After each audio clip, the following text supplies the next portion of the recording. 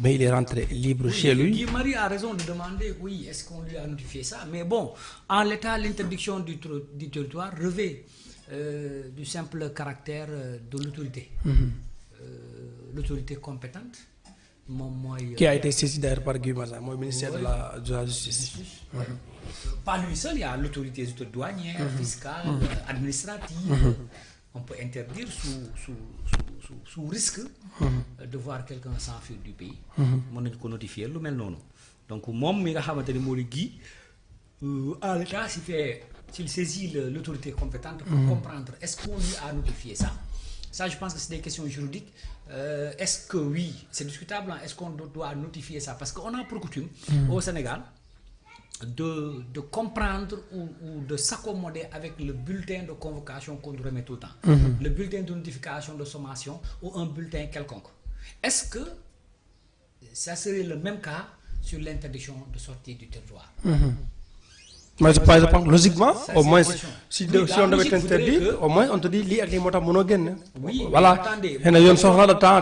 Oui, mais par mesure de prévention, on n'a pas pour notifier quelqu'un d'interdiction de quelque chose, il faudrait d'abord, à mon avis, qu'il y ait un dossier.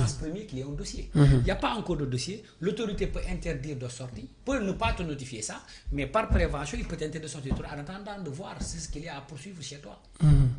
Donc peut-être, dans le bon sens, aller dans cette dynamique-là, peut-être appeler à l'explication comme quoi que oui, il a été interdit de sortir du territoire, mais n'a pas été notifié pour la bonne et simple raison que l'action de justice n'a pas encore été déclenchée.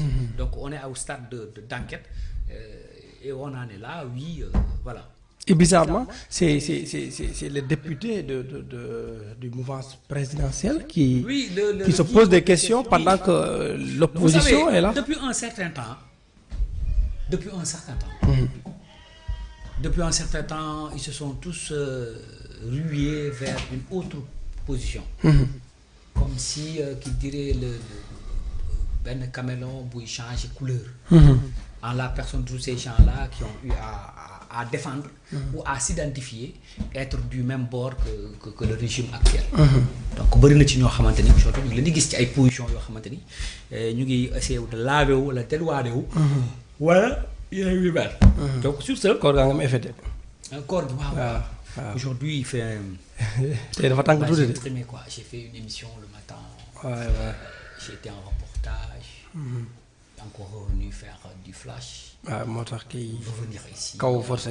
Après, voilà. Mais bon, en l'état, on fait avec, hein. Parce que c'est très, très normal, parce que c'est le coup rive bi quoi. Pour jëlone essence. Mais dafa waron am ci koor gi hein. Bo dayé bam yak. Nan yena gi. Ñaay kudd wala ñetti kudd nal ben ndox. Ben portion. Waaw. Malo. Dina rom baax de. Mais bon, pour la situation de Guy, moi je pense qu'il cherche à se faire peau neuve. Ndax gis nañ fi lu bari xew na fi ah. Mom mi nga xamné pour rien mu dem ñu xott yéreem def ay cinéma def ay yëfam. Donc gis nañ fi ambulant yi, gis nañ fi dundu ko cher gi, gis nañ fi loi bi, gis nañ fi yeneen ak yeneen yoo xamanteni dégguñu ko ci. Mais comme li may wax rek il n'est jamais trop tard pour bien faire. Peut-être qu'ils se sont ressaisis. Ils ont voulu comprendre pourquoi on a interdit de sortir du territoire le gars sur des pratiques yoo xamante ni ay rupture lañ ci doon. Mansour Faye, membre de l'APR, tous les députés de l'APR dégguñ ci kenn mu wax ci yey ci yàbb ci. Non, ils ont fait une conférence de presse. Mais bon ci biir assemblée des députés. Comme Guy Massane mu ko def écrit s'adresser au ministre pour comprendre qu'est-ce qui se passe. Oui, sur la question. Mais attendez, l'APR peut comprendre que ce qui est d'ailleurs normal, hein? Mais l'APR peut se dire que c'est un combat politique. Nous appréhender comme d'un côté pour faire une attaque ou une réponse ou riposte politique. Japonais, nous devons saisir l'autorité en question parce que l'autorité est sous la tutelle de l'exécutif. Donc c'est l'exécutif qui a un agenda politique, qui déroule sa politique. Maintenant, nous qui sommes de l'autre côté, c'est-à-dire l'opposition, on peut appeler à faire des actions politiques. Moi, je pense que c'est dans ce sens-là que s'inscrit leur démarche, qui n'est pas d'écrire. Sauf que démarche bobu non baxante appel xéna bobu la bon si on parle pas dans cette logique là xéna dañoo dimo ko d'abord une réponse de voir une réponse politique. Est-ce qu'une réponse politique leur a servi depuis lors Parce que cas de Farba, avec tous les rassemblements, finalement, il est au Niouf. Voilà. Oui, une réponse politique qui semble ne pas porter encore ses fruits.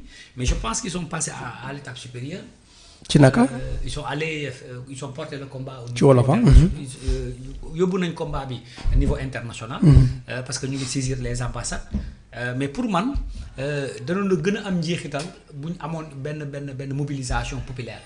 Nous au moins ñu xamné c'est le peuple qui a décidé d'eux parce que dafa am yo xamné ci gis-gis dafa am lu muy mandarga gannaaw wax tout le temps c'est les déclarations politiques, c'est les déclarations des politiciens. Oui, mais bu ñu poser acte yi de vers rassemblement bon voilà quoi ça. Parfois j'ai l'impression que on ne les invite pas ou kenn waxul par exemple waa APR dañoo war a génn di yàq wala di casse mais en termes de rassemblement ci dans les rues xaw ma nañ koo tayal xaw ma nañoo ragal je sais pas à la fin parce que c'est rare que tu revois faire ça. Ils ont déposé des demandes. Vous savez, la procédure ne peut pas être la même, mais je dis tout le temps qu'il faut persévérer. Ils ont déposé des... Tu vois la fin. Déposé qui comment ça s'appelle encore préavis de grève quoi. Non, de demande information voilà de marche. Parce que la Constitution te garantit ça. Ouais. Donc tu fais que informer. Def nañ ko lu tollook 10, 12 voire 15 yoo xamante ni ñëpp dans l'ensemble bi déposé nañ ko. Mais nanguluñu leen benn. Léegi nag il faut donner du temps au temps parce que quand l'autorité refuse de quoi motiver. Parce que oui, ça ne peut pas se faire parce que oui, l'itinéraire que vous avez choisi n'est pas ici, n'est pas disponible pour tel jour, ou que ça entrerait dans le truc à l'ordre public, ça pourrait inciter aux autres à faire du truc de aspect sécuritaire. Ouais, parce que le forcing quand même boo xamante ne amoon na fi ñoo waruñu nangu loolu di am. Donc moo tax ñoom defuñu ko léegi comme defuñu ko dafa am leneen loo xamante ni dañuy toog négandiku gi mooy muñ toog xaar fii ak diir naka la après daal di déposer waat. Mais ce que je dis au-delà de déposer, au-delà de beaucoup de choses, il faut d'abord une marche pacifique, il faut d'abord un rassemblement pour pouvoir internationaliser le combat, saisir l'opinion internationale. Et ils vont dire que oui, c'est le peuple sénégalais qui est sorti pour telle chose ou tel acte ou autre acte. C'est ce qu'avait compris Ousmane Sonko dans les temps, qui avait mobilisé autant ces jeunes pour faire face et mobiliser et faire front. Front de beaucoup de secteurs ou de beaucoup de zones yoo xamante ni dañ fa daan gis seen nit ñi di fa génn. sauf que Ousmane Sonko da doon appuyé wu sur le mal des Sénégalais alors que ñii maanaam ce qui se passe moom le mal des Sénégalais dañ koy seetal mais suñu jàppee seen i ñooñ ci la ñuy gën di commencer wax. ça aussi c'est un problème. Oui, pour dire que oui, les politiciens sont obnubilés que par leurs intérêts. Ça c'est un fait, hein. C'est connu de tous. Maintenant, ce qu'il y a lieu de dire par rapport à ça, c'est juste que le peuple est souverain, que le peuple doit prendre son destin en main, que le peuple moo war a taxaw fullaal dëggal boppam bu génn jotee moom mu génn comme ni ko daan defee ci fulla ak fayda bu gisee ne dañ ko léser war naa génn mën a def taxawaay boobu. Maintenant ces politiques là ils ont un problème déjà parce que déjà la sincérité bi nga xamante ni moom la ñu war a am vis-à-vis d'abord des populations ak vis-à-vis de leur père politique dafa nekk problème.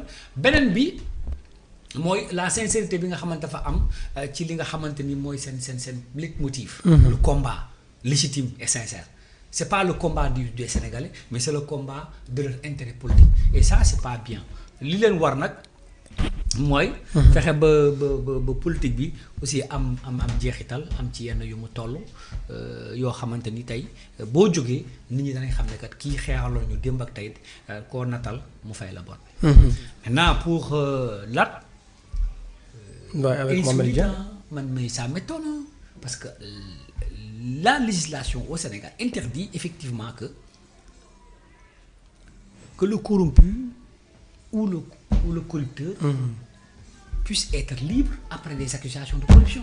Les deux sont mis dans le même sac. Mohamed Dia est rentré chez lui. Ça approuve encore les dires des autres qui pensent que le dossier de Lat Diop n'est que politique. war nga jàpp ni ma boo gisee les kay ñibbi est-ce que tu partages même avec ñooñu noonu di wax ni affaire politique la.